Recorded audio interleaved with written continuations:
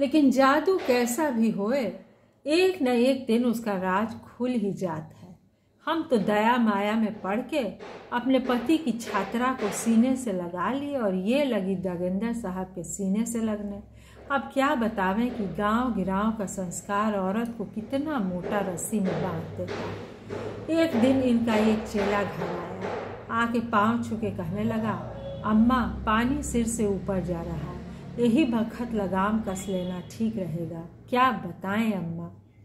गुरुजी और सुमेधा को लेकर पूरा कैंपस में एक से एक किस्सा, बिल्कुल लैला मजनू वाला।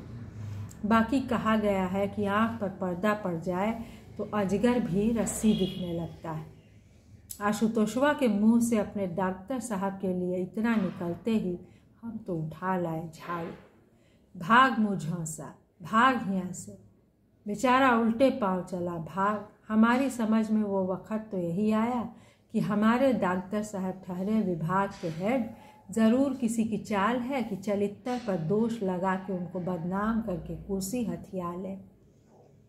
बस हम तो अगिया बैताल हो गए कि देखें कौन हमारे दगेंद्र साहब को रोआ टेढ़ा कर लेता है। पतिव्रता नारी की यही पहचान कि आँख पर घूंघट काढ़ ले, कान में रुई ठूंस ले। सो हम किए। ये तो बाद में न सोचे कि आशुतोषवा गलत क्या कहा। हमारे गांव में जितनी मेहरारू उतनी कथा, अनंत किस्सा कहानी। हमारी एक काकी रही कलावंती चच्ची, वैसी मेहरारू तो हम आज तक नहीं देखा। जितनी सुंदर उतनी सतवंती, जितनी सुंदर उतनी सतवंती, एकदम सीता। क्या मजाल कि कोई घूंघट उठा के देख ले।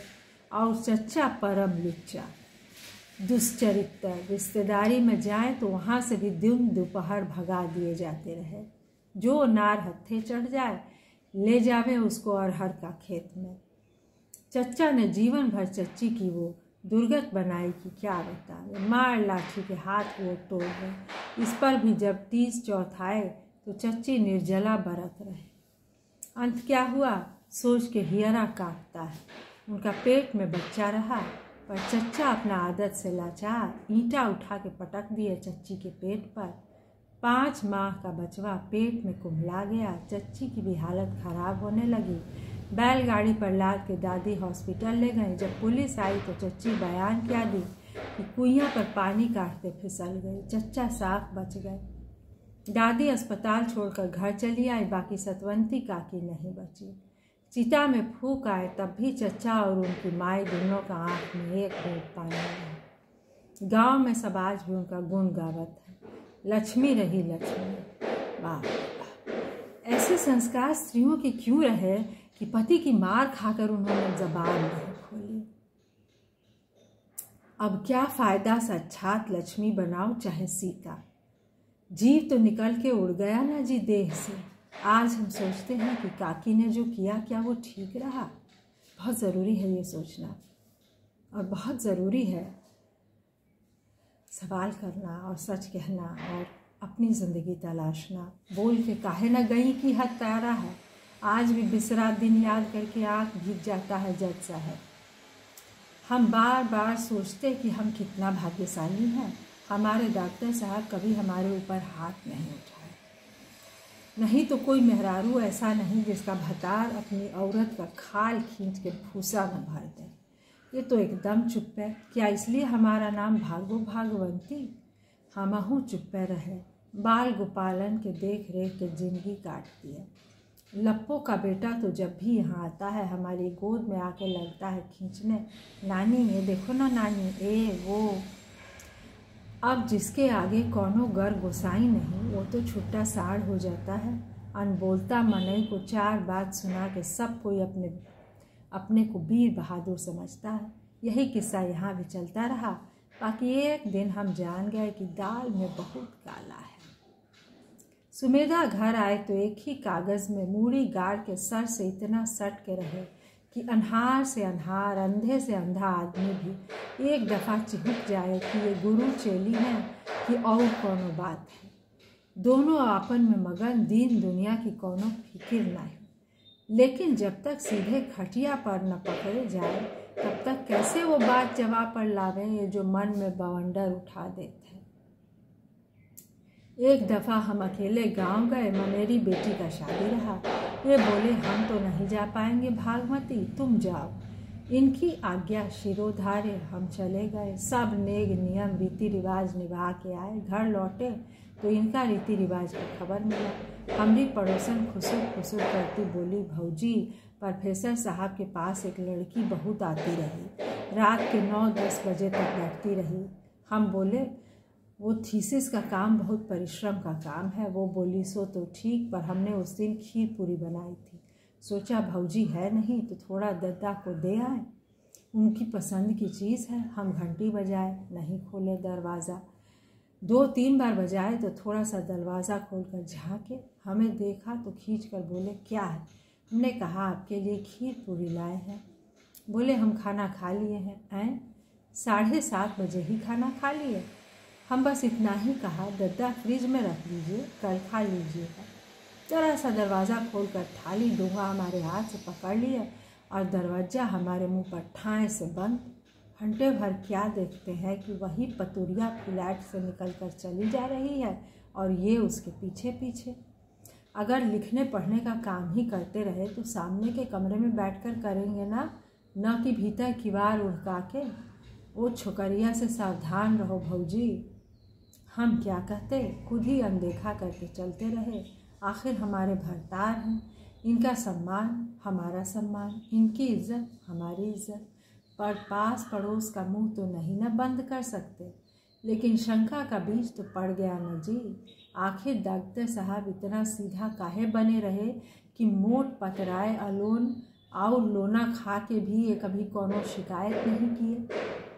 जरूर उनकी कोई और दुनिया रही जहाँ वो अपने जीव का स्वाद पूरा करते रहे। हमारी गोद में 6 गधेली डांट तो दिए, बाकी ध्यान कभी नहीं दिए कि वो सब रहते कैसे हैं। बस कमा के घर में दे देते रहे, बाकी सारी जिम्मेदारी हमारी। रसोई से लेके लड़किन के स्कूल तक सब हमारे ऊपर। घर भर का कपड़ा लत्ता, सेवा सभाकर सब हमारे ऊपर। दिन भर फेफिया होके चकर घिन्नी की तरह हम यहाँ से वहाँ नाचित रहे। हमारा तो सारा जिंदगी इंतजार में कट गया। बच्चा लौट लेके रहे तो उनको स्कूल से लौटने का इंतज़ार, बीमार पड़ गए तो उनके ठीक होने का इंतज़ार, भतार पढ़ाने को गए तो दोपहरिया में उनको खाना के लिए घर आने का इंतज़ार, खा कर उठे सुस्ता लिए तो शाम को उनका लौटने का इंतज़ार, ट्यूशन पढ़ने के लिए आने वाला छात्र छात्राएं का इंतज़ार, रात को बिछौना में आए तो इनका हवा से कुल्ला करने का इंतज़ार। कभी एक पूरा रात आँख भर सोए नहीं। कभी लड़का बच्चा, कभी नाती पोती जेके थोड़ा खांसी बुखार हो जाए तो उसका माँ हमारे बिछौना पर डाल जाए। हम जैसे तैसे कमर थोड़ा सीधा करके सुस्ताए लें तो सूरज भगवान हमारे इंतज़ार में कि कब उठें तो उन्हें जल चढ़ावें। सारा जिंदगी दिन रात घर का चक्की में पिसते रहे जज साहब। लड़का बच्चा के पाले पोसे, फिर नाती पोता के। अब उम्र का साँझ वेला घर से बाहर निकलकर पेड़ का नीचे बेंच पर बैठकर ज़रा सुस्ता लेते हैं तो ये आँख दिखाते हैं, प्रोफेसराइन हो ये सब उल्टा पल्ला की साड़ी और अधकटा जम्पर वाली के पास काहे बैठत हो। अब बहु चाहत है कि हम माचिस का डिबिया में ही बंद रहें सुख चैन से। बाहर का हवा लगी तो ठंडी खा जाए। हम मानते हैं ये पढ़े हैं ज़्यादा, ज्ञानी हैं ज़्यादा, पर अपना रीत, अपना हित, अपना मीत, अपना भीत, अपना समाज, अपना रिवाज हम समझते हैं। ये नहीं, ये जज साहब के हाथ से एक तिनका नहीं टूटता। डार से फूल तोड़ लावें तो समझो बहुत हुआ। आज अगर हम अपने तनख्वाह का ज़्यादा नहीं 500 रुपया महीना भी लगाए तो कई हजार बन जाता है, लेकिन बिना पैसा के अब खटते रहे, कभी 2 से तीसरा साड़ी नहीं खरीदे। हमरे जैसी 1-2 की कौन कहे, लाखों मेहरारू ऐसे ही खटती रहती हैं बिन पैसा ए बिन मोल। आज तो ये अपने पर हो गए तो चलो, सास ननद का गोभना नहीं, लेकिन एक ज़माना वो भी रहा कि सौर में रहीं और छठी भी ना बीती कि सारा कपड़ा ला के हमारे सामने सब पटक देते रही, सब धो डाला। लड़का ना ही ब्याई हो कि बरही भर हाथ गोड़ दबाया जाए, हल्दी अछवानी पिलाया जाए। लड़की जनी हो, शादी ब्याह करे, माँ घर बेच के खड़हर हो जाए। हमारा कलेजा छलनी हो जाता रहा, बाकी हमारी मात कमज़ोर शरीर लेके सब कपात हो। हमको ठंडी लग जाए, बच्ची की चाह चाहे संकट में पड़ जाए, बाकी काम न छूटे। ओह, हम ये सब बता दिए पहले, अब क्या बतावें। बुढ़ापे की यही तो निशानी, खुद भूल जाते हैं क्या बता दिए, क्या बच रहा। बिटवा वो बहुत तकलीफ़ का दिन रहा, भुलाए भूलता नहीं। तब का कुबेला अब देखते हैं, एक तब समझ में आता है कि ये इतना घुरमुसहा मतलब नहीं रहे, बेमतलब नहीं रहे। मतारी बाप शादी ब्याह कर दिए कि लड़का कब्जा में रहे। एक बार जब हम माई के घर जाने लगे तो इनकी बहन महतारी ने लगी हमारे बक्से की तलाशी लेने, कहीं हम कोनो सामान तो नहीं लेके जा रहे। बाकी जब कुछ मिला नहीं तो लगी खिसियाने, हैं। हमारी आँख भीज गई, पर भीतर कलेजा जलत रहा। मायका गरीब है, इसका मतलब हुआ हम चोरी का खात है। उसके बाद जब भी हम मायका गई तो जाने से पहले एक बार बक्सा डलची सब उलट के देखा कि गई किलो एक लो, एको कौड़ी ले जावे तो कीड़ा पड़े हमार। तब ये मुड़ी धरती में गड़ा लिए। बाकी बहन महतारी के एक को बोल नहीं बोले, उल्टा हम ही को आँख दिखाते रहे। क्या क्या बतावें। पहले हम इनका ऊपर बहुत नाज करत रही, एक से एक लड़की इनके पास आती है, पर ये कभी एकर ओकर नहीं देखे। देख के हमको हरदम लगा कि हमारे डॉक्टर साहब कितने सतवंते हैं, एकदम राम जी की तरह। बाकी सूर्पनखा का जादू डारती हिस तो सम पुरुष न मौसम नारी। अब सुनो, एक दिन क्या देखते हैं, एक फ़ोन आया। बस एक घंटा घनघोर बारिश में अपना टूटा छतरी लेकर घर से निकल पड़े। हमारे हलक में ही रह गया, अरे इस अंधर तूफान में कहाँ जात हो, कोनो विपदा आए परी का। घंटा बार बाद इनके प्रोफेसर दोस्त चौबे जी इनको अपना छतरी में पानी से बचाते बचाते ले आए। जब ये निमोनिया से बिस्तर पकड़ लिए तो चौबे जी देखने आए, बोले भौजी का बतावे, इनकी वो छात्रा सुमेधा नेट सेट की परीक्षा में फेल हो गई। 1 घंटे का पेपर 10 मिनट में छोड़ के बाहर निकल आए। सत्यानाश, ऐसा फुटानी दिखाएगी तो पास होगी क्या। हम बोले ठीक है, अगली बार बैच लेगी, पर अपना पाड़े जी है ना, उसका चचा जाए माने ही नहीं। सो उसका नंबर बढ़वाने हम दोनों डॉक्टर से इनके दुआरे गए, उनका गोड़ पकड़ लिए, रिश्तेदारी है।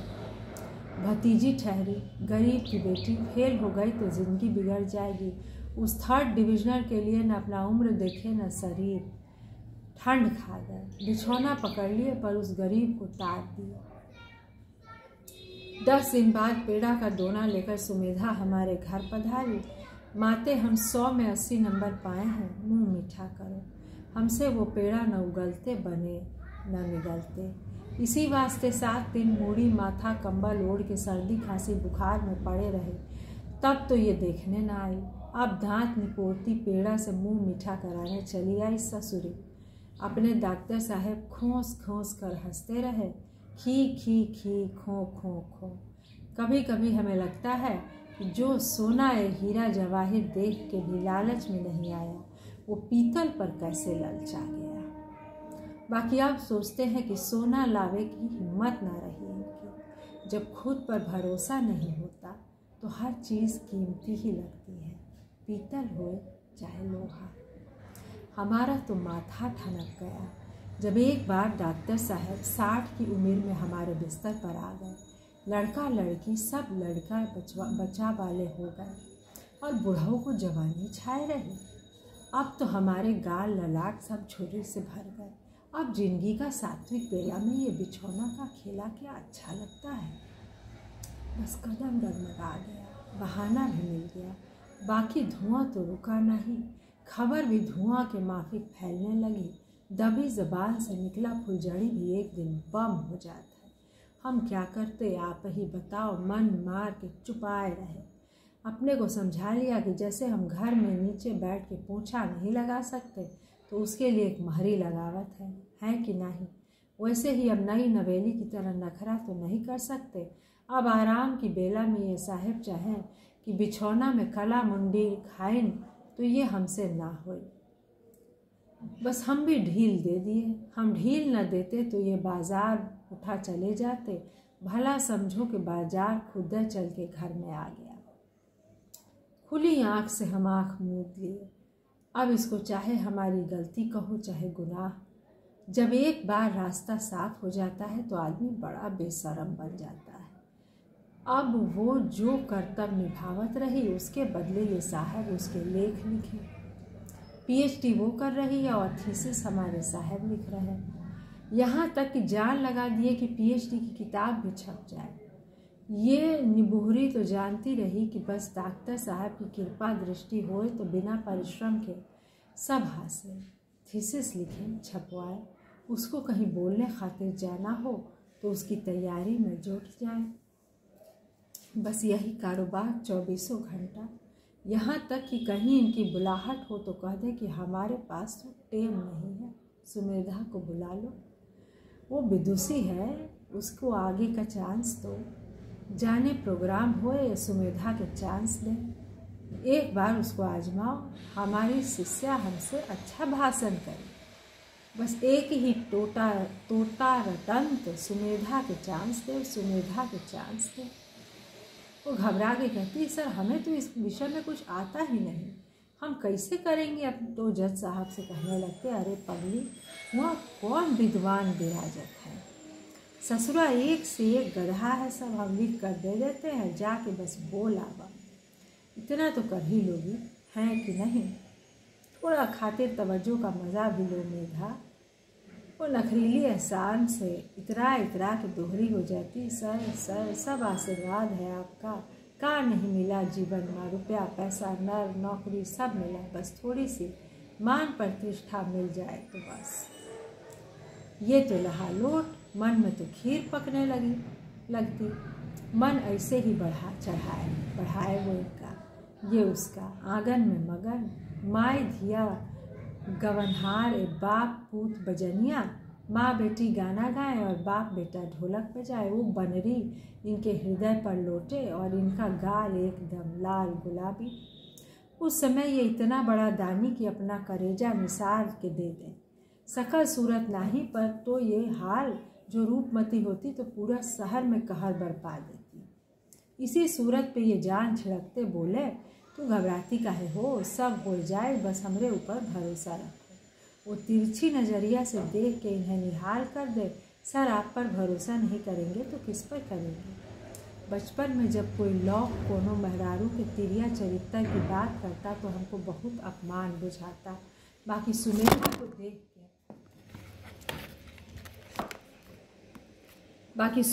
को देख के समझ में आ गया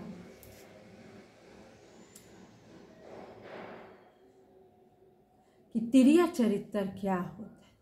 वो हमारे सामने दोहरी चौहरी होकर सर और माथे का गोड़ छूने लगती, तब मन में हम कहते कि पसार लो गुण लल्ली, बाकी जे तुहार छछंद न बुझे ओके सिखावा ये सब। क्या हम आन्हर हैं जो डॉक्टर साहब को पिता समान किए जात हो।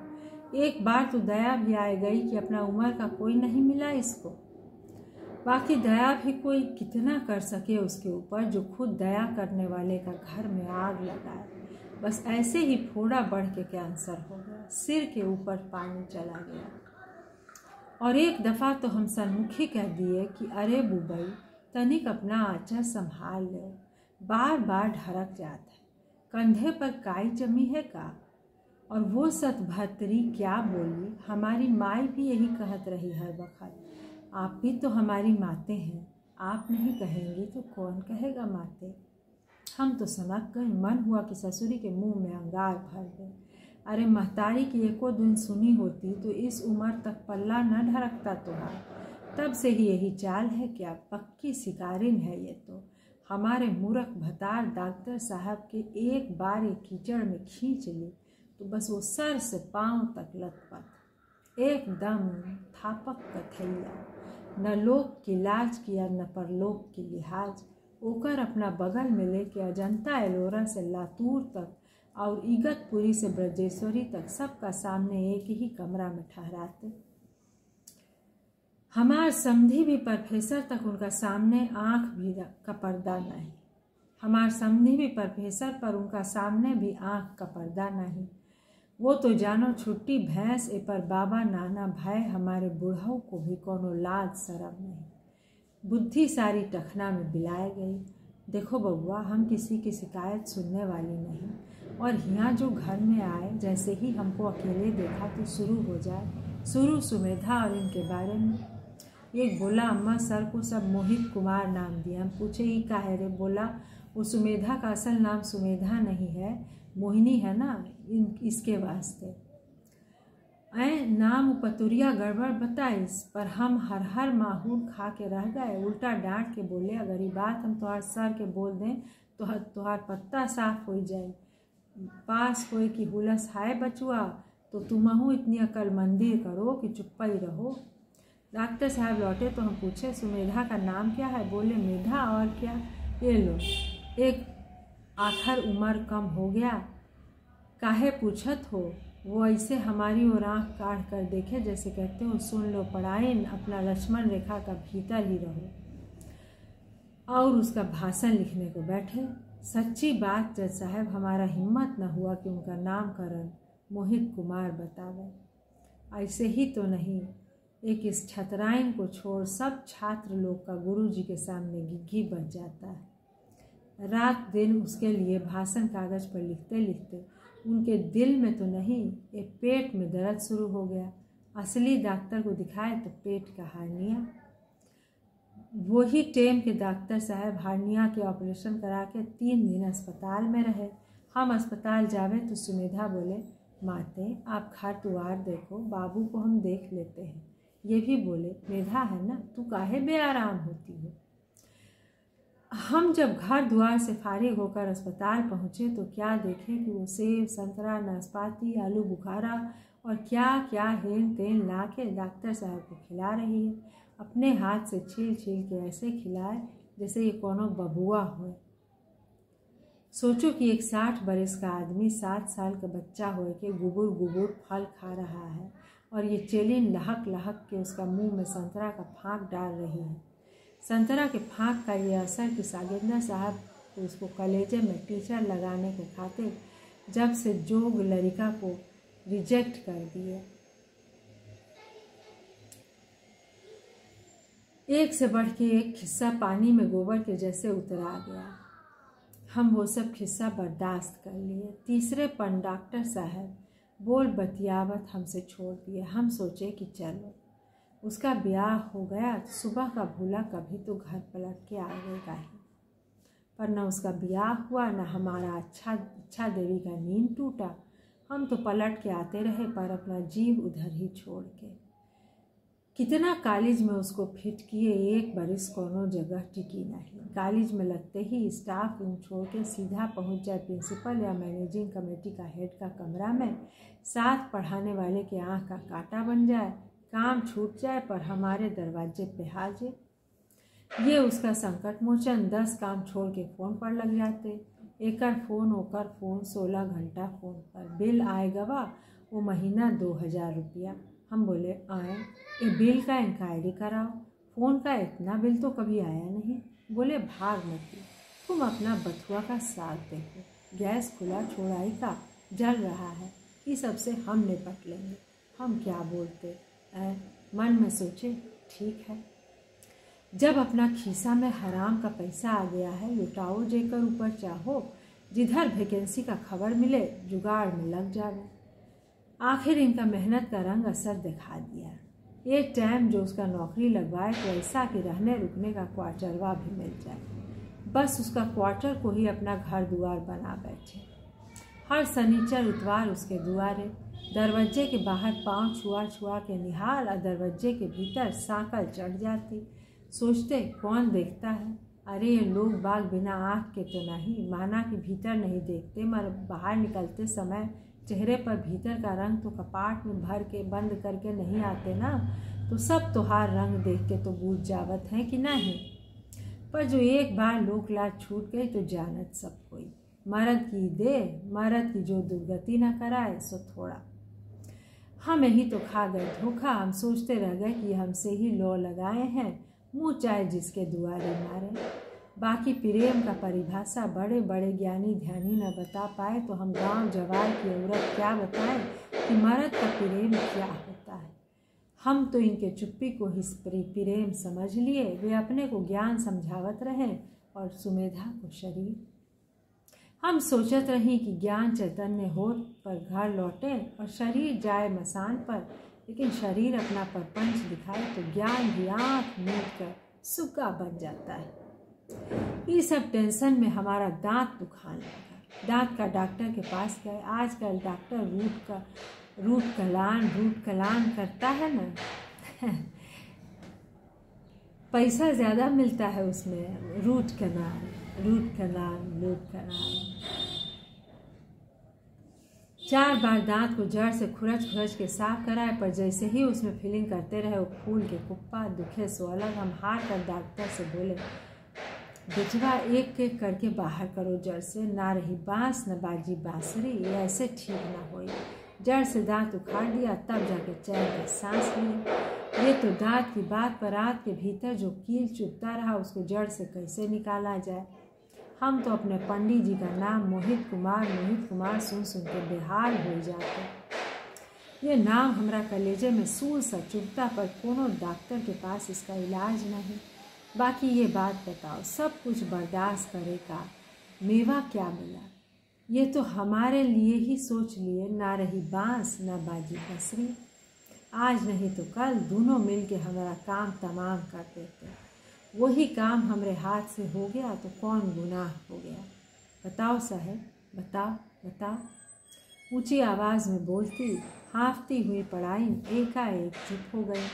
दांत के दुखने की फिरौती हो गई थी और उसकी पीर दिमाग की नसों तक पहुंच रही थी। एकदम चाय की तलब महसूस हुई, पर पूरी देह पर जैसे सपना अकड़ कर बैठा रहा।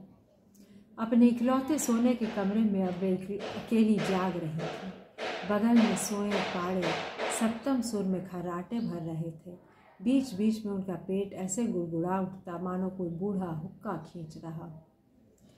पढ़ाइन ने चारों ओर देखा और अपना माथा पकड़ लिया, क्योंकि भूला बिसरा अतीत दिमाग में उंगली डालकर फेंटा कसकर सामने खड़ा हुआ तो सोच कर उनका दुखता सिर घूमने लगा कि क्या यह सब सच भी हो सकता है। आज तक किसी के सामने उन्होंने जुबान नहीं खोली और आज अपने जीवन का कच्चा चिट्ठा सपने में बयान कर गए। मन में सुकून भी रहा कि चलो किसी ने सुना नहीं, उनके भरतार की इज्जत लुटने से बच गई। कहीं भी आते जाते रहे हों, सप्तम सुर में खर्राटे तो उन्हीं के बगल में इत्मीनान से लेते रहते हैं। जानते हैं, भागमती उन्हें करवट बदलने को नहीं कहेगी। पढ़ाइन का मन रोने रोने को हो आया, लेकिन बेआवाज वे लेट गए। लगा जैसे आंख से देखकर भी धोखा खाते रहना ठीक नहीं था। वे जीवन भर वही करती रहीं जो हर भारतीय नारी करती है, घर को संभालना, अपनी अनिच्छाओं को भी पति की इच्छा से ढक देना और मुंह बंद रखना। और उसका सिला क्या मिला? उपेक्षा, बहिष्कार, घर निकाला और अब मार डालने की साजिश। और ये खाली सपना रहा हो ऐसी बात नहीं। वे देख रही थी कि आजकल उनके बुखार, उनके बेआरामी, कलेजे की जलन, मुट्ठी भर भात खा के भी अऊं डकार, घुटने टखने कुहनी के दर्द से उठती आह और कराह से उनके पति प्रोफेसर गिरधारी लाल पाड़े की आंख में नमी और ललाट पर चिंता की एक लकीर तक नहीं उभरती, बल्कि एक राहत की सांस छलकती है। जो धर्म कर्तव्य निभाने आई थी सब तो हो गए पूरे, अब बस पूर्णा होती बाकी है। कल की मरती बुढ़िया आज मरे उनकी बला से। उस झलक को छिपाने के लिए किसी न किसी नाती पोते का नाम, जो उन्हें वैसे तो कभी याद तक नहीं रहता, उस वक्त झट से याद आ जाता है। उसी का नाम लेकर बोल देंगे, विहान को साथ ले जाओ, डॉक्टर को दिखाओ, किस्सा खत्म, और अपना कंधा झटक कर निकल पड़ते नाक की सीध में। कहाँ, कौन नहीं जानता। भागमती की याददाश्त जितनी भी कमज़ोर हो गई हो, पर वह दिन कभी नहीं भूलता जब उन्हें तपते बुखार में छोड़कर चले गए डॉक्टर पाड़े अपनी मेधा के क्वार्टर। बुढ़िया को बुखार है तो नाती पोते किस लिए हैं? हकीम डॉक्टर दिखा लेंगे, उसके लिए वो अपना शनिचर इतवार क्यों खराब करें? परायण भूल गई थी कि मेहर हो चाहे मनुष्य, अगर लंगोट का बच्चा हो गया तो किसी एक का हो नहीं सकता, प्रेम तो बहुत दूर की बात है। परायण को सोचकर बुरा लगता कि सुमेधा तो अपने मतलब के लिए इनका इस्तेमाल करती रही, लेकिन ये तो डॉक्टर साहब थे, विश्वविद्यालय के विभागाध्यक्ष, बहुत मोटी तनख्वाह और ढेर सारी सुविधाओं का सेवन करने वाले, मानित सम्मानित, छात्रों से पांव पूजन करवाने वाले। ये क्यों अपने चरित्र से गिर गए? क्या ये भीतर से इतने कमज़ोर थे या जन्म के लंपट थे? क्या थे ये कि वे समझ नहीं पाई और इनकी कुशलता के लिए ताउम्र निर्जला व्रत रखती रही? लानत है उन पर। परायण उम्र भर धोखा पाले रही कि उनके इकलौते पति मोहतरम जनाब प्रोफेसर पाड़े उनके हैं, सिर्फ उनके। वे चाहे जिस खेत चल लें, लेकिन प्रेम तो वे बस मुझसे ही करते हैं। सच तो ये था कि प्रेम किस चिड़िया का नाम है, यह भूल कर वे सिर्फ और सिर्फ नटवर नागर हो गए थे। और इन नटवर नागर के लिए क्या भागमती का भी सतवंती चाची बनना ज़रूरी है? सतवंती चाची तो ईंट के एक प्रहार से स्वर्ग सिधार गए, पर भागमती के प्राण तो अपने डॉक्टर पाड़े की आग उगलती एक तीखी निगाह से ही सुकड़ कर रोमकूप से बाहर निकल जाएंगे। परायण के दिमाग में बवंडर चल रहा था, बिस्तर से उठा नहीं जा रहा था, चाय की तलब परेशान कर रही थी। कोई एक प्याला चाय बना के देने वाला नहीं। उनके भरतार को तो गैस का चूल्हा जलाने तक की ज़रूरत नहीं पड़ी कभी। अपने भाग्य में पति के हाथ की चाय पीना बंद नहीं बता। भागमती ने एक गहरी सांस ली। पता नहीं लेटे लेटे कब दोबारा उनकी आँख लग गई। बदलाव बहुत धीरे से होता है, सतह पर दिखता नहीं, लेकिन भीतर चल रहा होता है, अचानक हो जाता है। वैसा ही हुआ। इस बार मंगलवार को करवा चौथ थी। पाड़े घर पर ही रहे। तीज त्यौहार शनिवार इतवार को नहीं पड़ा, इसलिए हर साल यह दिन परायण के लिए खास होता रहा है। 50 साल से मुसलसल। पाड़े भी गर्व से फूल जाते। आखिर ऐसे गुलाम मिलते कहाँ हैं जो लात खाकर भी मारने वाले की ज़िंदगी के लिए दुआ मांगे। लेकिन उस दिन डॉक्टर पाड़े को कुछ कहीं कोई सुबगाहट नज़र नहीं आई। उन्होंने सोचा कि उम्र की वजह से सुस्त पड़ी होंगी। परायण को अचंभे में डालने के लिए वे बाजार से सामान लाने घर से निकल पड़े। मेथी, पालक, फल फ्रूट खरीद लेने के बाद उन्हें इल्हाम हुआ कि कुछ खास लिए चलना चाहिए। आखिर साल में एक ही दिन तो इनकी खातिर करते हैं, वो भी अपनी खातिर। वे फ़ौरन फ्लोरिड की दुकान पर जा पहुँचे। एक दमकता हुआ लाल सुर्ख गुलाब चुनने में उन्हें देर न लगी। जेब से भी सिर्फ 5 का सिक्का निकालना पड़ा और काम हो गया। पाड़े बाई मुट्ठी में सुदर्शन चक्र की तरह लाल सुर्ख गुलाब थामे, पाड़े बाई मुट्ठी में सुदर्शन चक्र की तरह लाल सुर्ख गुलाब थामे घर लौटे। वे परायण को गुलाब का फूल दिखाकर चकित कर देना चाहते थे, लेकिन उन्हें स्वयं चकित होना पड़ा। परायण चाय पीते हुए आलू के चिप्स चुभला रही थीं।